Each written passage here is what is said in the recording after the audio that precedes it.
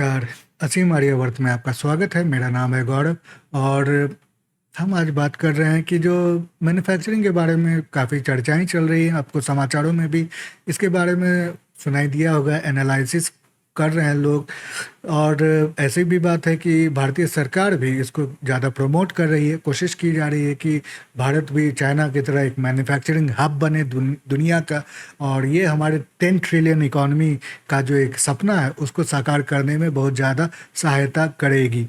तो इसी वजह से भारतीय सरकार की पीएलआई स्कीम, जो कि प्रोडक्ट लिंक इनिशिएटिव है, इससे होता है क्या कि भारतीय सरकार कहती है आप भारत में मैन्युफैक्चरिंग करें और आपको हम फाइनेंशियल हेल्प देंगे, फाइनेंशियल इंसेंटिव्स देंगे। तो इस वजह से आप जो प्राइवेट कंपनियां हैं वो भी भारत में अब प्रोडक्शन कर रही है। जैसे सैमसंग ने दुनिया का सबसे बड़ा second largest mobile phone factory जो है वो नोएडा में लगाई है। इसी तरह और भी कई इलेक्ट्रॉनिक मैन्युफैक्चरिंग जो है वो भारत में शुरू कर रहे हैं।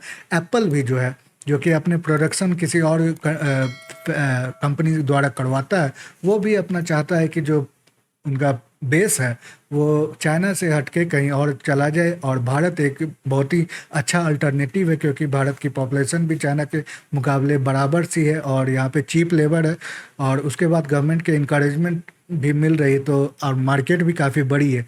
तो इसीलिए एप्पल भी यहाँ पे शिफ्ट कर रही है।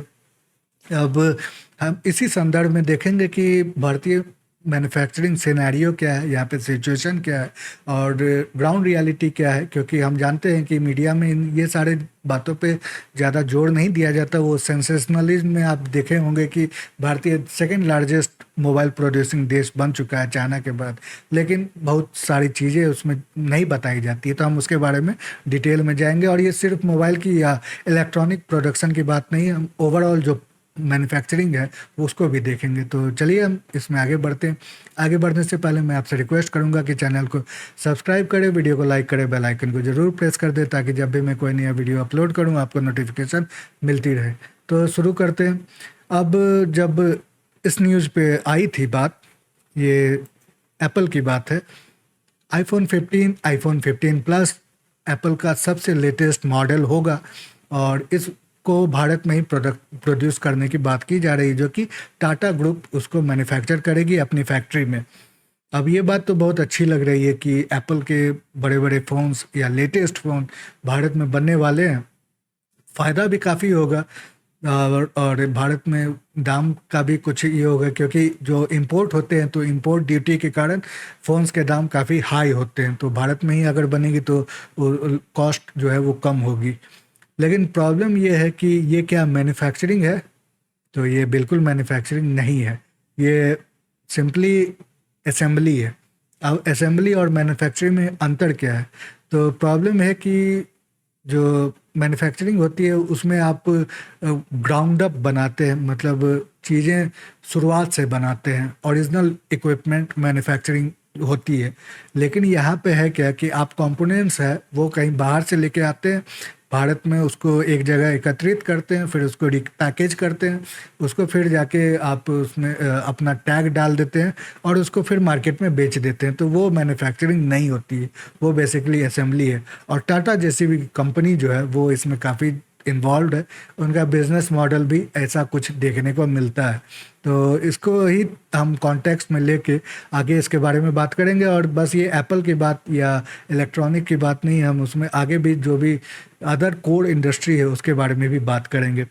तो जब ये न्यूज़ आई थी तो मुझे एक निर्मला सीतारमण जो हमारे वित्त मंत्री है उनका एक सवाल याद आया, जो कि उन्होंने पिछले साल ही पूछा था। अब वो सवाल क्या था, तो उनका कहना है या उनका पूछना है कि why is Indian industry hesitant to invest in manufacturing.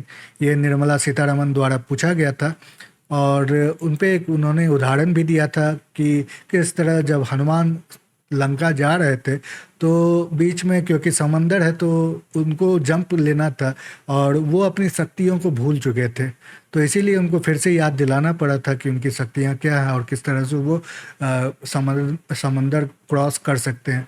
वही बात भारत पे भी लागू होती है कि हमारी जो मैन्युफैक्चरिंग पोटेंशियल है उसके लिए हमें जागरूक होना पड़ेगा, क्योंकि हमारी जो अभी समय है हमारी डेवलपमेंट में मैन्युफैक्चरिंग का विशेष योगदान होगा। इसीलिए हम इस अपॉर्चुनिटी को मिस नहीं कर सकते हैं। तो ये निर्मला सीतारमण द्वारा ये बात कही गई है। अब बात ऐसी है कि ये सवाल तो सरकार पे भी लागू होता है कि आपने मैन्युफैक्चरिंग के लिए क्या किया, क्योंकि शुरुआत से इनिशियली आफ्टर इंडिपेंडेंस हमारी जो मेंटालिटी रही है वो सोशलिज्म के ऊपर ज़्यादा है। तो यहाँ पे जो प्राइवेट सेक्टर को उतना प्रमोट नहीं किया गया जितना करना चाहिए था, और इस वजह से एक समय ऐसा भी आया कि भारत में बहुत सारे प्राइवेट सेक्टर यहाँ से निकल चुके थे जो कि पहले से यहाँ पे ऑपरेट कर रहे थे, और हम बैंकरप्सी के तरफ चल निकले थे। बाद में फिर लिबरलाइजेशन का दौर आया, और फिर धीरे धीरे प्राइवेट सेक्टर भारत में भी ग्रो करने लगा, और विदाउट प्राइवेट सेक्टर आप ग्रोथ नहीं कर सकते हैं किसी भी मतलब सीन में, किसी भी सिनेरियो में, पूरे विश्व में। तो इसीलिए जो जनरली होता है क्या कि जब भी कोई देश की इकोनॉमी आगे बढ़ती है अंडर डेवलप्ड से डेवलपिंग से डेवलप्ड में, तो वो एग्रीगेरियन से शुरू होके फिर मैन्युफैक्चरिंग में आती है, फिर सर्विस सेक्टर की तरफ जाती है।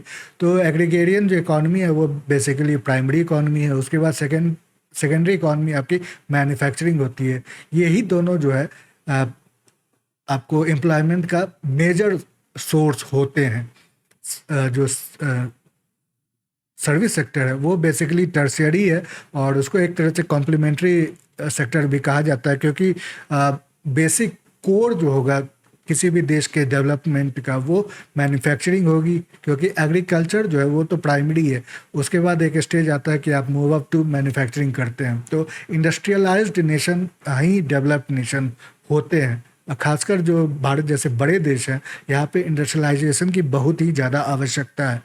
तो अब बात है कि अगर ग्लोबल आउटपुट देखें भारत मैन्युफैक्चरिंग का, तो हम 5वें रैंक पे हैं। पहले रैंक पे 28%, लगभग एक चौथाई से भी ज़्यादा पूरे विश्व की मैन्युफैक्चरिंग चाइना से होती है, इसीलिए उसको the factory of the world भी कहा जाता है। दूसरा यूएस 16%, जापान 7%, जर्मनी 5%, और फिर 5वां रैंक आता है भारत का जो कि मात्र है 3%। और हम इस पोजीशन को शेयर करते हैं साउथ कोरिया के साथ, वो भी 3% के मैन्युफैक्चरिंग आउटपुट पे है, लेकिन कुछ दशमलव का अंतर है जिसमें हम थोड़ा सा कोरिया से आगे हैं। फिर भी अगर हमारा साइज़ और कोरिया का साइज़ मिलाया जाए तो बहुत ही ज़्यादा अंतर महसूस होता है। हम तो अपना कंपैरिजन चाइना से करते हैं, तो उस मामले में हम कितनी ज़्यादा पीछे हैं। तो इसीलिए मैन्युफैक्चरिंग के मामले में आप जानते हैं कि भारत में क्या अब सिनेरियो है। तो निर्मला सीतारमण जो बात कह रही है, लोगों का तो हमेशा से उंगली उठाना जायज़ बनता है कि जो भारतीय सरकार है वो किस तरह से मतलब उनको इनकरेज करना चाहिए था, और उन्होंने नहीं किया, लेकिन अब कर रहे हैं पीएलआई स्कीम जिसके बारे में मैंने बताया। तो अब बात आती है कि प्राइवेट सेक्टर भारत में क्या कर रहे हैं, क्योंकि भारत में भी काफ़ी बड़े बड़े बिजनेस हाउसेस हैं, कॉरपोरेट हाउसेस हैं, जैसे आपको पता ही है महिंद्रा, टाटा, बिरला, रिलायंस, अडानी, ये बहुत सारे ऐसे भारत में काफ़ी बड़े बड़े मार्केट कैपिटलाइजेशन वाले इंडस्ट्रीज हैं या बिजनेस हाउसेज हैं। लेकिन आपको ये पता ही है कि जैसे इस न्यूज़ में भी मैंने बताया कि यहाँ पे मैन्युफैक्चरिंग नहीं होती है, यहाँ असेंबली होगी। उसी तरह अगर मैं उदाहरण ही लूँ टाटा ग्रुप का, तो ये मैं स्पेसिफिकली टाटा को टारगेट नहीं कर रहा, ये मैं जनरल वे में बता रहा हूँ, क्योंकि उदाहरण के रूप में टाटा एक बहुत ही रेप्यूटेड कंपनी है, इनकी हिस्ट्री भी काफ़ी ज़्यादा पुरानी है, तो इस वजह से भी टाटा यहाँ पे एक प्राइम एग्जाम्पल बनती है। लेकिन applicable to all the manufacturing जो भी यहाँ पे बिजनेसेस हैं भारत में, उन सब पे लागू होती है। अब ये यहाँ पे तो एक मैंने बता दिया। इसके अलावा टाटा की जो सबसे कोर बिजनेस है वो स्टील मैन्युफैक्चरिंग है। स्टील प्रोडक्शन आपको पता ही है कि एक जो उनके फाउंडिंग मेंबर या फाउंडिंग फादर हैं, उनके ऊपर एक शहर का भी नाम है जमशेदपुर, वहाँ पे उनकी स्टील फैक्ट्री है। अगर लेकिन देखें तो भारतीय दुनिया का सबसे सेकंड लार्जेस्ट स्टील मैन्युफैक्चरिंग देश है, लेकिन हम फिर भी स्टील के इंपोर्ट करते हैं। अब उसका कारण क्या है? तो ये जो स्टील है हमारी सेल्फ सफिशिएंसी है, क्योंकि कुछ जो आम तरह के यूज वाले स्टील हैं उसमें हमारी सेल्फ सफिशिएंसी है, लेकिन हाई क्वालिटी स्टील जो है या फिर जो एक हाई कार्बन यानी एलॉय वाली स्टील जो होती है वो हम अभी भी इंपोर्ट करते हैं, क्योंकि इसकी टेक्नोलॉजी भारत में शायद कोई कंपनी यूज़ नहीं करती है। इसमें काफ़ी ज़्यादा R&D की आवश्यकता होती है, और रिसर्च एंड डेवलपमेंट में काफ़ी पैसा जाता है। तो इसीलिए हम रशिया से मंगवा रहे हैं या फिर कहीं और से मंगवाते हैं। तो ये एक प्रॉब्लम है। अब टाटा स्टील इतनी पुरानी हो के भी भारत में उनका मैन्युफैक्चरिंग नहीं है, तो ये बहुत ही अचंभे वाली बात लगती है। अब आप कहेंगे कि उनके पास शायद सरकार की तरफ से सपोर्ट नहीं मिला या कुछ और कारण रहे हैं, उनके पास टेक्नोलॉजी नहीं है। लेकिन बात ऐसी नहीं है, उनके पास टेक्नोलॉजी भी है। सरकार के बारे में मैं थोड़ा सा आगे में बात करूंगा, लेकिन जो ओवरऑल सिनेरियो है, Tata is capable of manufacturing such kind of steel.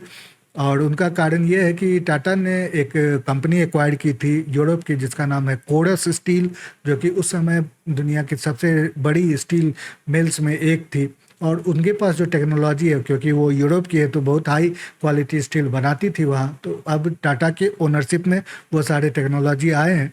लेकिन फिर भी टाटा जो है वो भारत में प्रोडक्शन ना करके वहीं पे वहाँ से इंपोर्ट करती थी भारत में। अब चूंकि भारत सरकार दाम को भी देखती है, और अगर कोई और सप्लायर जैसे रशिया डिस्काउंट पे स्टील दे रहा है तो हम वहाँ से लेंगे, नहीं तो यूरोप से लेंगे। तो इस ये कारण रहे हैं।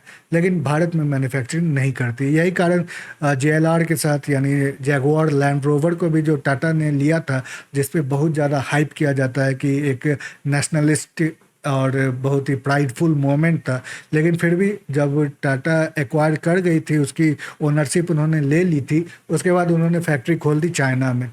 हो सकता है चाइना में उनकी डिमांड हो, लेकिन अमेरिका में भी उतनी ही डिमांड है और यूरोप में भी उतनी ही डिमांड है।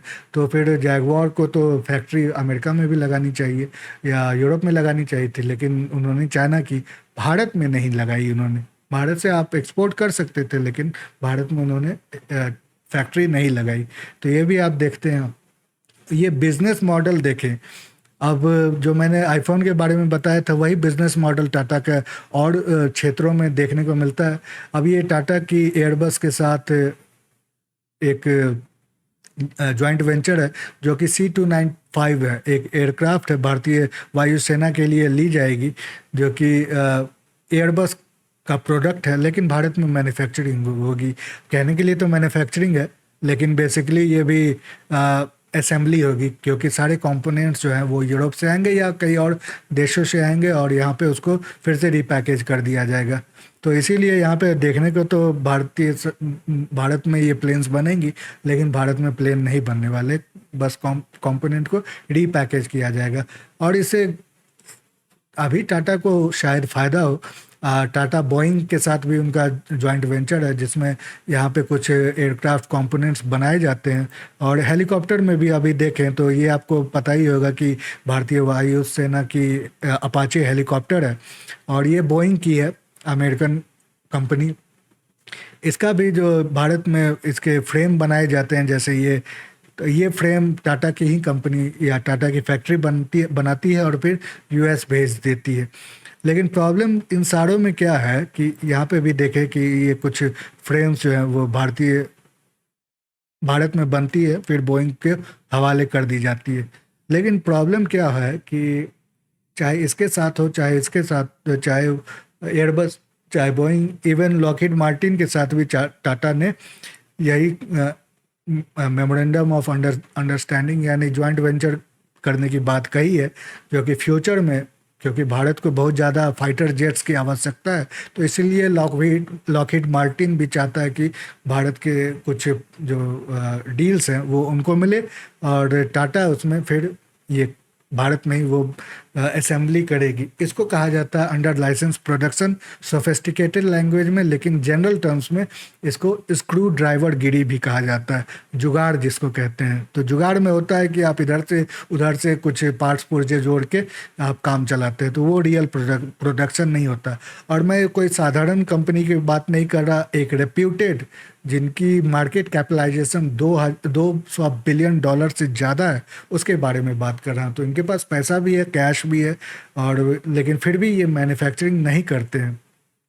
और TCS के बारे में भी आपको पता ही होगा कि टीसीएस कितनी रेप्यूटेड कंपनी है, कितनी वैल्यूबल कंपनी है, लेकिन वो भी यही काम करती है। उनका भी बिजनेस मॉडल ऐसा ही है। वो फॉरेन क्लाइंट से, अमेरिकन यूरोपियन क्लाइंट से वो उनके जो नीड के इस पे जो उनके मुताबिक स्पेसिफाइड सॉफ्टवेयर उनको चाहिए होते हैं वो टाटा बनाती है, लेकिन या टीसीएस बनाती है। लेकिन जो प्लेटफॉर्म होता है, जो कोडिंग लैंग्वेज होती है, वो तो उनके ही होते हैं, जैसे कि प्रोग्रामिंग लैंग्वेज हुए। और प्लेटफॉर्म जैसे AWS अगर क्लाउड कंप्यूटिंग की है, तो अमेजॉन वेब सर्विसेज जो कि अमेजॉन का अपना प्लेटफॉर्म है, तो टीसीएस का अपना ऐसा कुछ ओरिजिनल देखने को नहीं मिलता। इवन जो आम ऐप है उसमें भी हमें देखने को नहीं मिलता है कि टीसीएस की तरफ से कोई ओरिजिनल ऐप बनाई गई हो। जैसे फ्लिपकार्ट, भारत में भी इस तरह के ऐप बनाए गए हैं, लेकिन टाटा या टीसीएस ने ऐसा ऐप नहीं बनाया। फ्लिपकार्ट, ओला, अमेजॉन, स्नैपडील, सॉरी अमेजॉन तो अमेरिका की है, अमेजॉन, स्नैपडील और इस तरह के और भी जो भारत में ऐप्स हैं, वो भी टीसीएस की तरफ से निकलते हुए नहीं दिख रहे हैं। तो यहाँ पे भी वही बिजनेस मॉडल है, आउटसोर्सिंग वाला धंधा है।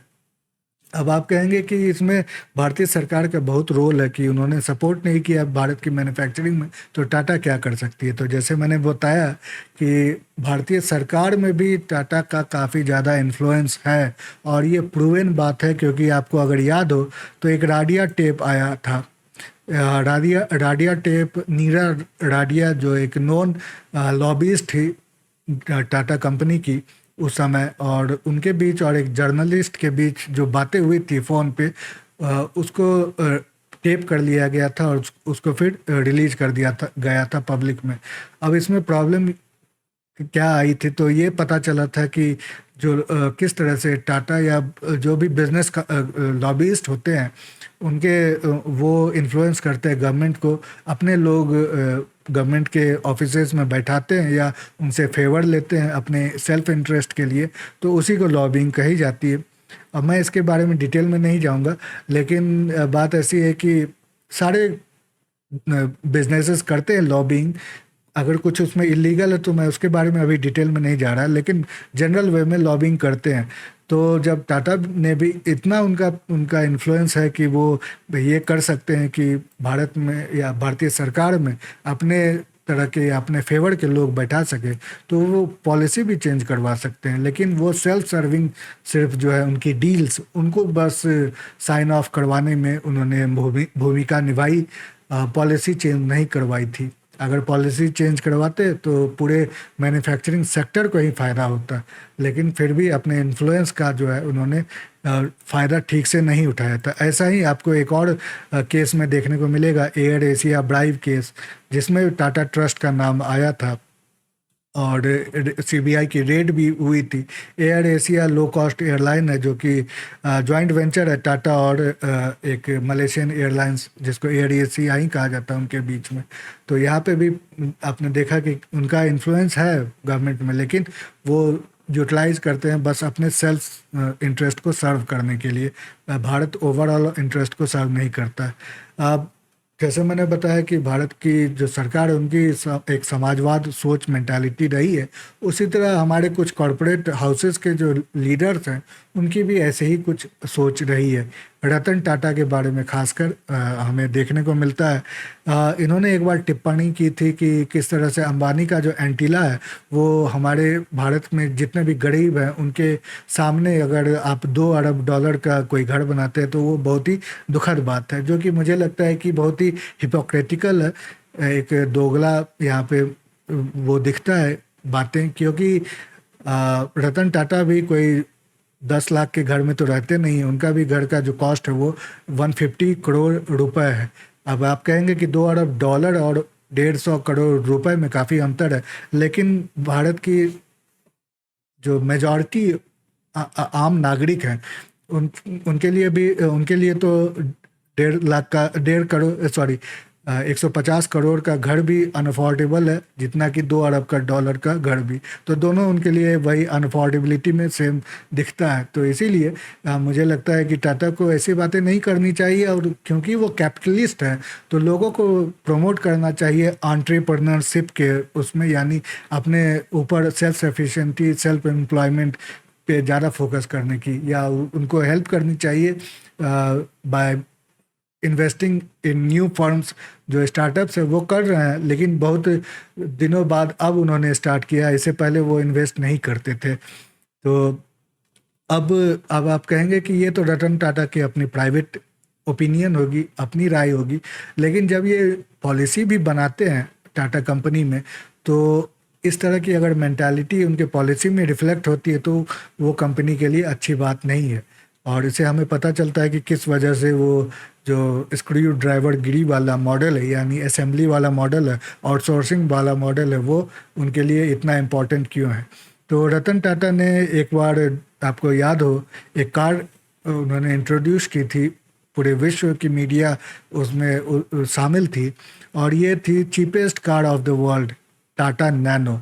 तो आपको तो याद ही होगा, ये रतन टाटा टाटा नैनो के सामने खड़े हैं, और काफ़ी ज़्यादा फेमस हुई थी उस समय। लेकिन ये कार उतनी ज़्यादा चली नहीं जितनी उम्मीद थी, और उसका फेलियर का मुख्य कारण कार खुद नहीं थी, क्योंकि कार में जो फ्लॉज हैं वो उस तरह मैटर नहीं करते थे जो इसके फेलियर में भूमिका निभाए।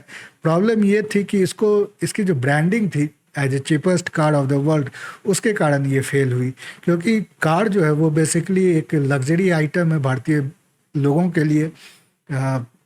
तो जब भी इस तरह के लग्जरी आइटम को वो ख़रीदना चाहते हैं तो उसमें अपनी कंफर्टेबिलिटी देखना चाहते हैं, वो ये नहीं देखते कि कितनी सस्ती है। सस्तापन या एक मैटर करता है इन टर्म्स ऑफ नेगोशिएशन, लेकिन ये सोच के ही जाना कि हम एक सस्ती कार लेंगे, ये उनके दिमाग में नहीं होता है। तो ये 1 लाख की कार थी उस समय, और फिर मारुति अल्टो जो आती थी वो भी 1.5 लाख 2 लाख के आगे मिल जाती थी। तो इसीलिए लोग उसमें क्यों नहीं इन्वेस्ट करें, इससे ज़्यादा उसमें स्पेस रहता और उसमें एसी वगैरह रहते थे, तो इस वजह से वो कार लोग प्रेफर करते थे, और ये कार डूब गई। अगर इसका टारगेट कस्टमर बेस जो होता वो यूथ होता, जो कि बाइक लेना चाहता है, जो कॉलेज में जा रहा है, या फिर जो नए नए ऑफिसेज जा रहा है, बैचलर है, वो अगर रहता, या फिर जो रिटायर कर चुके हैं लोग, उनके ऊपर ये टारगेट किया जाता तो ये सक्सेस कर सकती थी। इसको अभी भी लाया जा सकता है एज ए लाइफस्टाइल कार, लेकिन पता नहीं, अभी तक ऐसी कोई न्यूज़ देखने को मिली नहीं है कि एक इलेक्ट्रिक नैनो निकल के सामने है। ये तो किसी ने बताया है, मतलब अपना मॉडिफिकेशन किया है, ये एक्चुअल में टाटा की नहीं है। तो देखते हैं आगे शायद नैनो आए उस तरह से। लेकिन यही बात है, अब रतन टाटा निकल चुके हैं, रिटायर्ड हो चुके हैं, तो उनके बदले ये एन चंद्रशेखरन, इन्होंने कार्यभार संभाला है टाटा ग्रुप का, और कुछ चेंजेस देखने को मिल रहे हैं, जैसे कि आपको दिख रहा है टाटा $90 टेक बेट, $90 बिलियन। तो $90 बिलियन का इन्वेस्टमेंट करने की बात की गई है, जो ग्रेजुअली सालों साल इन्वेस्ट की जाएगी, जिसमें चिप मैन्युफैक्चरिंग, जैसे मैंने बताया, बहुत इंपॉर्टेंट है, और उसके साथ ही स्मार्टफोन, और उसके अलावा आपका जो बैटरी जो है, इन सबों में बहुत ही इम्पॉर्टेंट है। क्योंकि जो अभी आपको जितने भी उदाहरण दिए असेंबली में, उससे आपको घाटा क्या होता है, जॉइंट वेंचर तो सही में बन जाते हैं और उसमें आपको प्रॉफिट मार्जिन काफ़ी होता है, लेकिन ये सारी बाहरी कंपनियों पे डिपेंडेंट होती है। तो अगर वो कंपनी ने ऑर्डर देना बंद कर दिया तो आपका बिजनेस बंद हो जाएगा उसी समय। आपको ना टेक्नोलॉजी मिली है उनसे, ना उन्होंने अपने कुछ हाई स्किल लेबर शेयर किए, या फिर R&D में आपको पार्टिसिपेट करने के लिए बुलाया है, ये कुछ भी नहीं हुआ। सब उन्होंने अपने कंट्रोल में रखा है। आप जो है एज ए टाटा या भारत में जो इस तरह के मैन्युफैक्चरिंग लेते हैं, तो वो बेसिकली अपने लेबर प्रोवाइड करते हैं और कुछ रिसोर्सेज प्रोवाइड करते हैं, और बस इतना ही रहता है। तो लॉन्ग टर्म में ना कंपनी को कुछ मिलता है, ना भारत को कुछ मिलता है। तो यही प्रॉब्लम है अब अगर सेल्फ सफिशिएंसी नहीं होगी तो हम इसी तरह डिपेंडेंट रहेंगे, जैसे कि इलेक्ट्रिकल व्हीकल का दौर चल रहा है और हमारी जो बैटरीज हैं वो अभी भी चाइना से आती है। तो इसीलिए भारत में कई ऐसी कोशिशें जारी है, लेकिन जब तक प्राइवेट सेक्टर इसमें इन्वॉल्व नहीं होगा तब तक सेल्फ सफिशिएंसी हमें नहीं मिलेगी। इवन दो कि हमने भारत में काफ़ी लिथियम के भंडार नए नए खोज निकाले हैं, तो इस वजह से हम सेल्फ सफिशिएंट बन सकते हैं, लेकिन R&D में काफ़ी इन्वेस्टमेंट करने की आवश्यकता है और इस तरह की बड़ी कंपनियों को ही आगे आना पड़ेगा, सरकार को भी आना ही पड़ेगा और इन कंपनियों को एक मार्गदर्शक के रूप में, एक रोल मॉडल के रूप में दूसरे जो इन्वेस्टर्स हैं उनको इंस्पायर करना होगा। तो यही अभी सिनेरियो है मैन्युफैक्चरिंग का भारत में। आपको मेरी बातें कैसी लगी, आप मुझे मेरे कमेंट सेक्शन में अपने विचार ज़रूर लिख के बताएं। साथ में मेरे साथ ट्विटर पे भी जुड़े और फिर से आपसे रिक्वेस्ट करूंगा कि चैनल को सब्सक्राइब करें, वीडियो को लाइक करें, बेल आइकन को ज़रूर प्रेस कर दें ताकि जब भी मैं कोई नया वीडियो अपलोड करूं आपको नोटिफिकेशन मिलती रहे। तो अभी के लिए इतना ही, अगली बार फिर मिलते हैं, तब तक के लिए नमस्ते, जय हिंद।